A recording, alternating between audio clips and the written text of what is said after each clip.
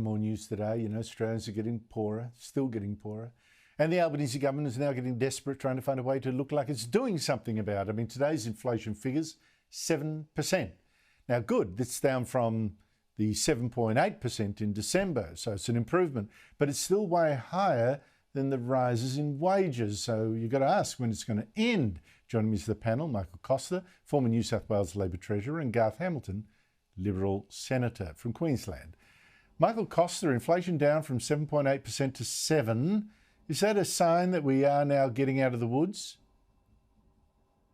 I don't think so, Andrew. I think it's showing there has been some sort of impact through all the monetary policy rises through the interest rate. However, I think we've got a long way to go, and it also, to me, indicates that the Reserve Bank shouldn't have paused last month. It should have moved with a small rise. I think it's got no choice but to have a small rise, and I say that for a couple of reasons. One is that this figure has within it, embodied within it, some really concerning subcomponents. The energy prices, particularly electricity and gas, are still extraordinarily high, and they're going to feed right through the economy and into consumer goods. So I think that's a problem.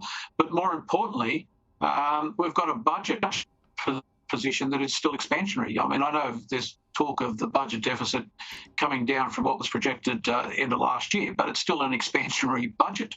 And if it's an expansionary budget, really that's pushing demand into the economy at the very time that the Reserve is concerned about inflation. I don't think there's much capacity, from what I've seen, from what the government's doing, that there's going to be any serious attempt to pare that back. They're very fortunate. There's been some changes in terms of trade and a few other variables that have helped them on the revenue side, but it's the expense side that they're not addressing, and that means to me that the Reserve Bank is going to have an interest rate increase. Remember, in the US, interest rates are over 5%, and we're down at 3%. So I don't think you should be complacent about this marginal decrease in the inflation rate, particularly if you know how it's actually composed. Yep, no, good point.